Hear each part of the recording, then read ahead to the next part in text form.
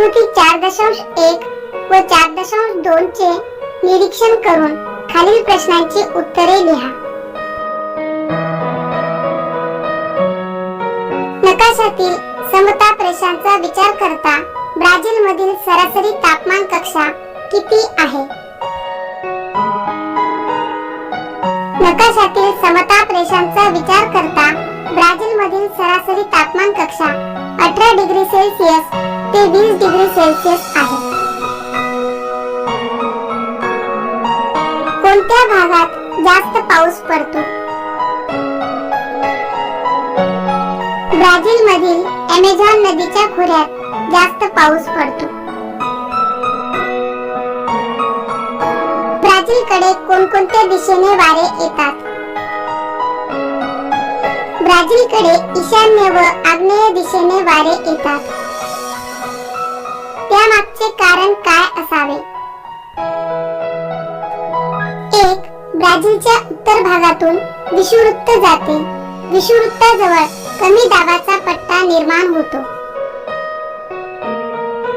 2. ब्राझीलच्या विषुववृत्ताजवळील भागात उत्तर गोलार्धातील व दक्षिण गोलार्धातील जास्त दाबाच्या पट्ट्याकडून वारे वाहू लागतात. 3. ब्राझील मधील विषुववृत्ताच्या उत्तरेकडील भागात ईशान्य दिशेकडून पूर्वीय वारे वाहतात. 4. ब्राझील मधील विषुववृत्ताच्या दक्षिणेकडील भागात आग्नेय दिशेकडून पूर्वीय वारे वाहतात. अशा प्रकारे ब्राझील मध्ये वेगवेगळ्या दिशांनी वारे वाहत येतात. या वाऱ्यांना कोणता अडथळा निर्माण होतो? या वाऱ्यांना अजस्त्र कड्याचा व ब्राझीलच्या उच्चभूमीचा अडथळा निर्माण होतो. या वाऱ्यामुळे कोणत्या प्रकारची वृष्टी होत असेल? या वाऱ्यामुळे प्रतिरोध प्रकारची वृष्टी होत असेल.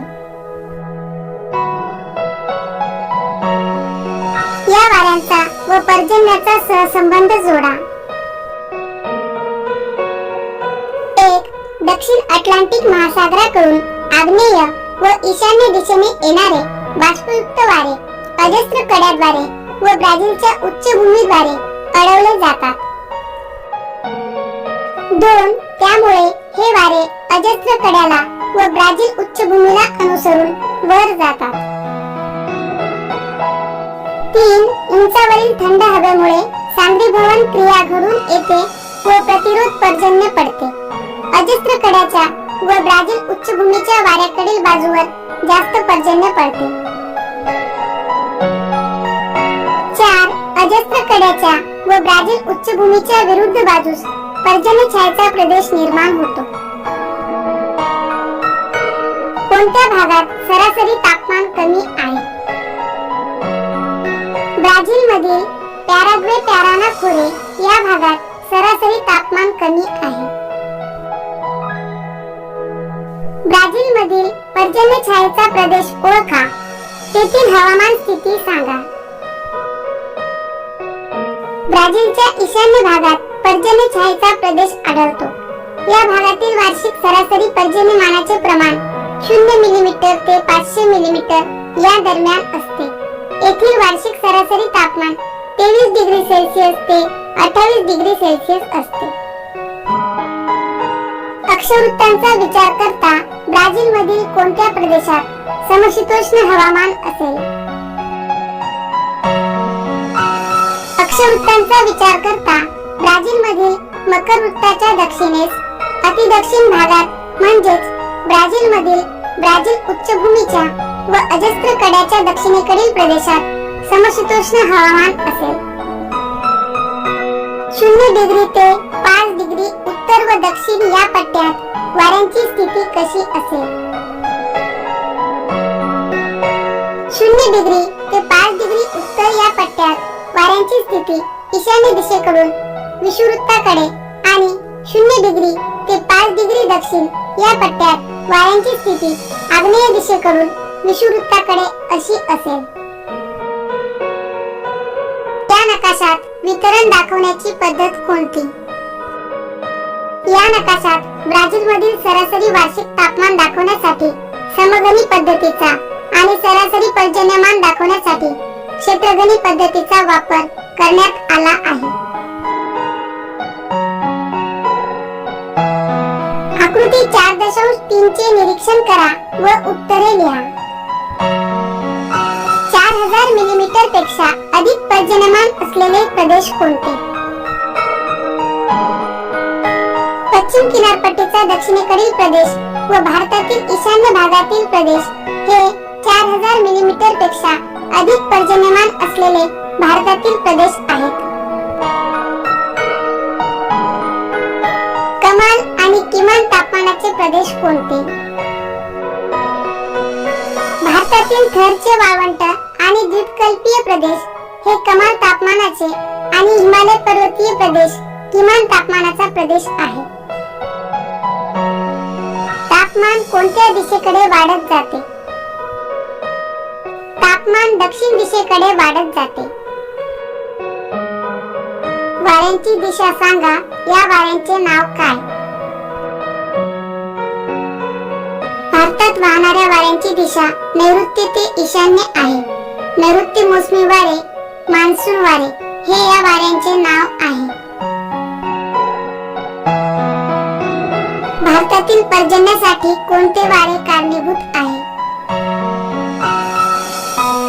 भारतातील पर्जन्यासाठी नैऋत्य मोसमी वारे कारणीभूत आहेत. राजस्थानच्या काही भागात वाळवंट आढळते, याचे कारण काय असेल? 1. राजस्थानच्या मध्य भागात अरवली पर्वतरांग नैऋत्य ईशान्य दिशेत पसरलेली आहे. 2. या पर्वतरांगेमुळे नैऋत्य मोसमी वारे अडवले जातात, त्यामुळे अरवली पर्वताच्या वाऱ्यांकडील बाजूवर तुलनेने जास्त पाऊस पडतो. 3. परंतु अरवली पर्वताच्या विरुद्ध बाजूस पर्जन्य छायेचा प्रदेश तयार होतो. 4. पर्जन्य छायेच्या प्रभावामुळे राजस्थानच्या काही भागात म्हणजेच राजस्थान मधील वायव्य भागात वाळवंट आढळते. देशाच्या उत्तर भागात हवामान कोणत्या प्रकारात मोडते? देशाच्या उत्तर भागात हवामान समशीतोष्ण प्रकारात मोडते. भारतातून जाणारे व हवामानावर परिणाम करणारे प्रमुख अक्षवृत्त कोणते? कर्कवृत्त हे भारतातून जाणारे व हवामानावर परिणाम करणारे प्रमुख अक्षवृत्त आहे. भारताच्या द्वीपकल्पीय पठाराच्या कोणत्या भागात निमशुष्क स्थिती आढळते व त्याचे कारण काय? भारताच्या द्वीपकल्पीय पठारावरील पश्चिम घाटाच्या पूर्वेकडील भागात मध्यभागी निमशुष्क स्थिती आढळते. हा भाग पश्चिम घाटाचा पर्जन्य छायेचा प्रदेश असल्यामुळे येथे निमशुष्क स्थिती आढळते. अभ्यास करा व पुढील प्रश्नांची उत्तरे द्या. चारही शहरातील तापमान कोणत्या महिन्यात सर्वात जास्त आहे? मॅनोस शहरात ऑगस्ट ते ऑक्टोबर या महिन्यात, बेलेम शहरात जून ते डिसेंबर या महिन्यात, पोर्तो एलेग्रे जानेवारी ते फेब्रुवारी महिन्यात आणि रिओ दी जेनेरिओ या शहरात फेब्रुवारी महिन्यात तापमान सर्वात जास्त असते. दिलेल्या शहरात जास्त पाऊस कोणत्या महिन्यात पडतो? मॅनोस शहरात मार्च महिन्यात, बेलेम शहरात मार्च महिन्यात, पोर्तो एलेग्रे शहरात ऑगस्ट आणि सप्टेंबर महिन्यात आणि रिओ दी जेनेरिओ या शहरात डिसेंबर, जानेवारी व मार्च महिन्यात जास्त पाऊस पडतो. ब्राझील मधील पर्जन्य ऋतूचा कालावधी कोणता? ब्राझील मधील विविध भागात पर्जन्य ऋतूचा कालावधी निरनिराळा आहे. सर्वसाधारणपणे सप्टेंबर ते नोव्हेंबर आणि मार्च ते मे हा ब्राझील मधील पर्जन्य ऋतूचा कालावधी आहे. कोणत्या शहराची तापमान कक्षा सर्वाधिक आहे व ती किती आहे? मॅनोस, बेलेम, पोर्तो एलेग्रे आणि रिओ दी जेनेरिओ या 4 शहरांपैकी मॅनोस या शहराची वार्षिक सरासरी तापमान कक्षा सर्वाधिक आहे. मॅनोस शहराची वार्षिक सरासरी तापमान कक्षा किमान 23 डिग्री सेल्सिअस ते 33 डिग्री सेल्सिअस आहे.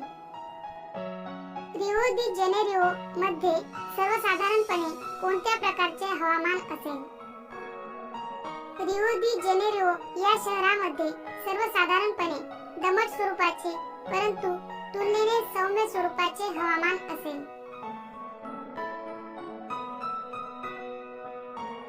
आकृती 4.5 मधील आलेखाचा अभ्यास करा व पुढील प्रश्नांची उत्तरे द्या. चेन्नई व उर्वरित ठिकाणांच्या पर्जन्याच्या काळामध्ये तुम्हाला कोणता फरक आढळतो? का? 1. भारतातील बहुतांश भागात सर्वसाधारणपणे जून ते सप्टेंबर या 4 महिन्यांच्या कालावधीत पाऊस पडतो. 2. चेन्नईत सर्वसाधारणपणे मे ते डिसेंबर या 7 ते 8 महिन्यांच्या कालावधीत पाऊस पडतो. 3. भारताच्या दक्षिणेकडील भागात नैऋत्य मोसमी वारे व ईशान्य मोसमी वारे या दोन्ही वाऱ्यामुळे पाऊस पडतो. 4. मान्सून परतीच्या पावसामुळे उर्वरित भारताच्या तुलनेत चेन्नईत सर्वसाधारणपणे मे ते डिसेंबर या 7 ते 8 महिन्यांच्या कालावधीत पाऊस पडतो. दिल्ली व कोलकाता यांच्या तापमान वक्रात कोणते साम्य आढळते? दिल्ली व कोलकाता या दोन्ही शहरांच्या तापमान वक्रात पुढील साम्य आढळते. 1. दोन्ही शहरांच्या कमाल व किमान तापमानांच्या वक्रांची उंची सर्वसाधारणपणे जानेवारी ते मे महिन्यांच्या कालावधीत वाढत जाते. 2. दोन्ही शहरांच्या कमाल व किमान तापमानांच्या वक्रांची उंची सर्वसाधारणपणे ऑगस्ट ते नोव्हेंबर महिन्यांच्या कालावधीत कमी होत जाते. चारही शहरांची सरासरी कमाल व किमान तापमान कक्षा काढा. 1. दिल्ली या शहराची सरासरी कमाल व किमान तापमान कक्षा किमान 6 डिग्री सेल्सिअस ते कमाल 41 डिग्री सेल्सिअस आहे. 2. कोलकाता या शहराची सरासरी कमाल व किमान तापमान कक्षा किमान 9 डिग्री सेल्सिअस ते कमाल 37 डिग्री सेल्सिअस आहे.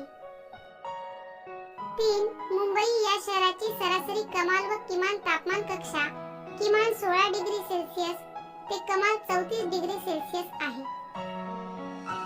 4. चेन्नई या शहराची सरासरी कमाल व किमान तापमान कक्षा किमान 21 डिग्री सेल्सिअस ते कमाल 39 डिग्री सेल्सिअस आहे. कोणत्या शहराची तापमान कक्षा कमी आहे व त्यावरून कोणता अंदाज कराल? दिल्ली, कोलकाता, मुंबई आणि चेन्नई या 4 शहरांपैकी चेन्नई या शहराची तापमान कक्षा तुलनेने कमी आहे. त्यावरून असे दिसून येते की चेन्नई या शहराचे हवामान तुलनेने सम आहे. कोणत्या शहराची तापमान कक्षा जास्त आहे व त्यावरून हवामानाचा अंदाज करा? दिल्ली, कोलकाता, मुंबई आणि चेन्नई या 4 शहरांपैकी दिल्ली या शहराची तापमान कक्षा तुलनेने जास्त आहे. त्यावरून असे दिसून येते की दिल्ली या शहराचे हवामान तुलनेने विषम आहे. मुंबईचे तापमान व पर्जन्यमानाच्या आधारे हवामानाचा अंदाज करा. मुंबई शहराची सरासरी कमाल व किमान तापमान कक्षा किमान 16 डिग्री सेल्सिअस ते कमाल 34 डिग्री सेल्सिअस आहे. मुंबई शहरातील पर्जन्याचे प्रमाण जून महिन्यात सुमारे 450 मिलीमीटर व जुलै महिन्यात सुमारे 720 मिलीमीटर आहे. म्हणजेच मुंबईचे तापमान सर्वसाधारणपणे उष्ण व दमट आहे. भारतात कोणत्या महिन्यात जास्त वृष्टी होते? भारतात जून महिन्यात जास्त वृष्टी होते. या शहरांचे सम व विषम हवामानात वर्गीकरण करा. दिल्ली, कोलकाता, मुंबई आणि चेन्नई या 4 शहरांचे सम व विषम हवामानात पुढील प्रमाणे वर्गीकरण करता येईल. अ. सम हवामानाची शहरे मुंबई, चेन्नई. ब. विषम हवामानाची शहरे दिल्ली, कोलकाता. स्वाध्याय. प्रश्न पहिला. खालील प्रदेश कोष्टकात योग्य ठिकाणी लिहा. बिहार, टोकॅन्टिस, पर्नाब्युको, अलाग्वास, पूर्व Maharashtra, Rajasthan Grande do Norte, पराइबा, पश्चिम घाट, पूर्व हिमालय, पश्चिम आंध्र प्रदेश, रोराइमा, अमेझोनास, पश्चिम Bengal, Rio Grande do Sul, Santa Katrina, Goa. मध्यम पावसाचे, कमी पावसाचे. भारत, ब्राझील. पश्चिम घाट, पूर्व हिमालय, गोवा, पूर्व महाराष्ट्र. पश्चिम बंगाल, पश्चिम आंध्र प्रदेश. बिहार, राजस्थानचा पश्चिम भाग, Gujarat. Amazonas, Rio Grande do Sul, Santa Catarina, Roraima. Tocantins, Pernambuco, Alagoas, Paraiba, Rio Grande do Norte. प्रश्न दुसरा, चूक की बरोबर ते लिहा. चुकीची विधाने दुरुस्त करून लिहा. अ. ब्राझील देश विषुववृत्तावर आहे, याचा फार मोठा परिणाम ब्राझीलच्या हवामानावर होतो. बरोबर. आ. ब्राझील व भारत या दोनही देशात एका वेळी समान ऋतू असतात. चूक. ब्राझील व भारत या दोनही देशात एका वेळी समान ऋतू असू शकत नाहीत. ई. भारतामध्ये वारंवार उष्णकटिबंधीय वादळे होतात. बरोबर. ई. ब्राझील देशात नैऋत्य मोसमी वाऱ्यामुळे मोठ्या प्रमाणात पाऊस पडतो. चूक. ब्राझील देशात आग्नेय व ईशान्य दिशेकडून येणाऱ्या पूर्वीय व्यापारी वाऱ्यामुळे मोठ्या प्रमाणात पाऊस पडतो. प्रश्न तिसरा, भौगोलिक कारणे लिहा. अ. ब्राझील देशातील उच्चभूमीच्या ईशान्य भागात पाऊस अतिशय कमी पडतो. 1. दक्षिण महासागराकडून आग्नेय व ईशान्य दिशेत वाहणारे बाष्पयुक्त व्यापारी वारे ब्राझीलच्या उच्चभूमीद्वारे अडवले जातात. 2. हे वारे ब्राझीलच्या उच्चभूमीला अनुसरून उंचावर वाहत जातात. अधिक उंचीवरील थंड हवेमुळे सांद्रीभवन क्रिया घडून येते व ब्राझीलच्या उच्चभूमीच्या प्रदेशात प्रतिरोध पर्जन्य पडते. 3. ब्राझील उच्चभूमीच्या वाऱ्याकडील बाजूवर जास्त पर्जन्य पडते, परंतु विरुद्ध बाजूस पोहोचणाऱ्या ढगांमध्ये बाष्पाचे प्रमाण अत्यल्प असते, त्यामुळे तेथे पावसाचे प्रमाण कमी होते व पर्जन्य छायेचा प्रदेश निर्माण होतो. अशा प्रकारे ब्राझील देशातील उच्चभूमीच्या ईशान्य भागात पाऊस अतिशय कमी पडतो. आ. ब्राझीलमध्ये नियमित हिमवर्षाव होत नाही. 1. सर्वसाधारणपणे शीतकटिबंधातील देशात ध्रुवीय वाऱ्यामुळे नियमित बर्फवृष्टी होते. त्याचप्रमाणे एखाद्या देशातील समुद्र सपाटीपासून अति उंच असणाऱ्या पर्वतीय अतिथंड प्रदेशात हिमवर्षाव होतो. 2. ब्राझील या देशाचे स्थान शीतकटिबंधात नसून ते उष्णकटिबंधात आहे. 3. याशिवाय ब्राझील देशात अतिउंच पर्वतीय प्रदेश नाहीत, त्यामुळे ब्राझीलमध्ये नियमित हिमवर्षाव होत नाही. ई. भारतात अभिसरण प्रकारचा पाऊस कमी प्रमाणात पडतो. 1. विषुववृत्तीय प्रदेशात जास्त तापमानामुळे अभिसरण पर्जन्यास पोषक स्थिती तयार होते. अभिसरण पाऊस प्रामुख्याने विषुववृत्तीय भूभागावर पडतो. 2. विषुववृत्तीय प्रदेशात जास्त तापमानामुळे बाष्पीभवन झालेली हवा हलकी होते व वर जाते. उंचावर या हवेची बाष्पधारण क्षमता कमी असते. शिवाय उंचावरील थंड हवेमुळे सांद्रीभवन क्रिया घडून अभिसरण पाऊस पडतो.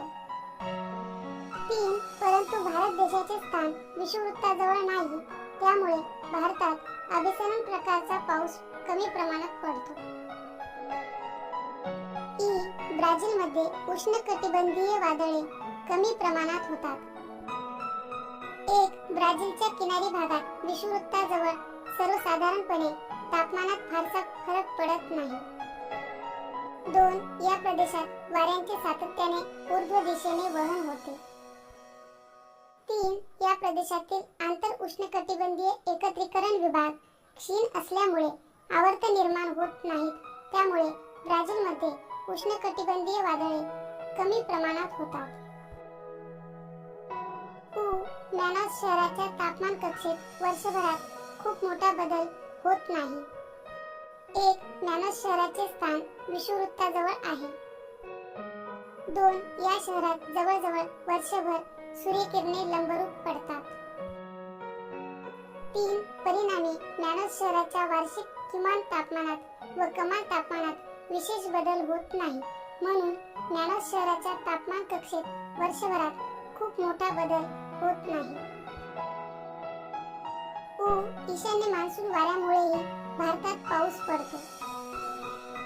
1. भारतात प्रामुख्याने नैऋत्य मोसमी वाऱ्यामुळे पाऊस पडतो.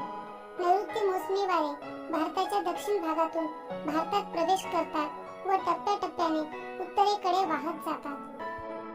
2. भारताच्या मुख्य भूमीवरून वाहणारे नैऋत्य मोसमी वारे हे हिमालयाच्या शिवालिक व हिमाचल रांगांद्वारे अडवले जातात व तेथून हे वारे परत हिंदी महासागराकडे मागे फिरतात. 3. ईशान्य दिशेकडून वाहणाऱ्या या ईशान्य मान्सून वाऱ्यामुळेही भारताच्या द्वीपकल्पीय भागात पुन्हा मान्सून परतीचा पाऊस पडतो. अशा प्रकारे ईशान्य मान्सून वाऱ्यामुळेही भारतात पाऊस पडतो. प्रश्न 4. खालील प्रश्नांची उत्तरे लिहा. दक्षिणेकडून उत्तरेकडे भारतीय हवामानात होणारे बदल थोडक्यात सांगा. दक्षिणेकडून उत्तरेकडे भारतीय हवामानात होणारे बदल पुढील प्रमाणे आहेत. 1. भारतात दक्षिणेकडून उत्तरेकडे जाताना तापमानात घट होत जाते. 2. उदाहरणार्थ दक्षिणेकडील द्वीपकल्पीय प्रदेशातील बहुतांश भागात सरासरी तापमान 25 डिग्री सेल्सिअस ते 30 डिग्री सेल्सिअस असते. या उलट उत्तरेकडील पर्वतीय प्रदेशातील बहुतांश भागात सरासरी तापमान 5 डिग्री सेल्सिअस ते 10 डिग्री सेल्सिअस असते. 3. भारतात दक्षिणेकडून उत्तरेकडे जाताना पर्जन्यमानातही घट होत जाते. 4. उदाहरणार्थ दक्षिणेकडील चेन्नई या ठिकाणी नोव्हेंबर महिन्यातील सर्वाधिक पर्जन्याचे प्रमाण सुमारे 410 मिलीमीटर असते. या उलट उत्तरेकडील दिल्ली या ठिकाणी ऑगस्ट महिन्यातील सर्वाधिक पर्जन्याचे प्रमाण सुमारे 250 मिलीमीटर असते. भारताच्या हवामानातील हिंदी महासागर व हिमालयाचे महत्त्व थोडक्यात सांगा. 1. हिंदी महासागराचा व हिमालय पर्वताचा भारतीय हवामान व मान्सून निर्मितीवर मोठा प्रभाव पडतो. 2. पंजाबच्या मैदानी प्रदेशात व राजस्थानच्या थरच्या वाळवंटात उष्ण हवामान असते, त्यामुळे या प्रदेशात उन्हाळ्याच्या सुरुवातीला कमी दाबाचा पट्टा निर्माण होतो. 3. हिंदी महासागरावर तुलनेने अधिक दाबाची हवा असल्यामुळे हिंदी महासागरातील जास्त दाबाच्या पट्ट्याकडून भारताच्या मुख्य भूमीकडे नैऋत्य दिशेकडून वारे वाहू लागतात. 4. नैऋत्य मोसमी वारे बाष्पयुक्त असतात व या वाऱ्यामुळे भारतात पाऊस पडतो. 5. हिमालयामुळे उत्तरेकडून येणारे अतिथंड वारे अडवले जातात, त्यामुळे भारतातील उत्तरेकडील भागाचा अतिथंड वाऱ्यांपासून बचाव होतो. 6. भारताच्या मुख्य भूमीवरून वाहणारे नैऋत्य मोसमी वारेही हिमालयाच्या शिवालिक व हिमाचल रांगांद्वारे अडवले जातात. 7. नैऋत्य दिशेकडून वाहणारे वारे शिवालिक व हिमाचल रांगांच्या ठिकाणी दिशा बदलतात व तेथून हे वारे परत हिंदी महासागराकडे ईशान्य दिशेकडून मागे फिरतात. 8. ईशान्य दिशेकडून वाहणाऱ्या या ईशान्य मान्सून वाऱ्यामुळेही भारताच्या द्वीपकल्पीय भागात पुन्हा मान्सून परतीचा पाऊस पडतो. ब्राझीलच्या हवामानावर परिणाम करणारे घटक लिहा. 1. ब्राझीलच्या हवामानावर विषुववृत्तीय सानिध्य, ब्राझीलची उच्चभूमी, अजस्त्र कडा इत्यादी घटक परिणाम करतात. 2. विषुववृत्ताच्या सानिध्यामुळे ब्राझीलच्या उत्तरेकडील भागात तुलनेने अधिक तापमान आढळते. या उलट ब्राझीलच्या दक्षिणेकडील भागात तुलनेने कमी तापमान आढळते. 3. ब्राझीलमधील उत्तरेकडील ॲमेझॉनच्या खोऱ्यात सरासरी तापमान सुमारे 25 डिग्री सेल्सिअस ते 28 डिग्री सेल्सिअस आढळते. या भागात उष्ण, दमट व रोगट स्वरूपाचे हवामान आढळते. 4. ब्राझीलमधील ॲमेझॉनच्या खोऱ्यात सुमारे वार्षिक सरासरी 2000 मिलीमीटर तर पूर्व किनारपट्टीवर वार्षिक सरासरी 1000 ते 1200 मिलीमीटर पर्जन्य पडते. 5.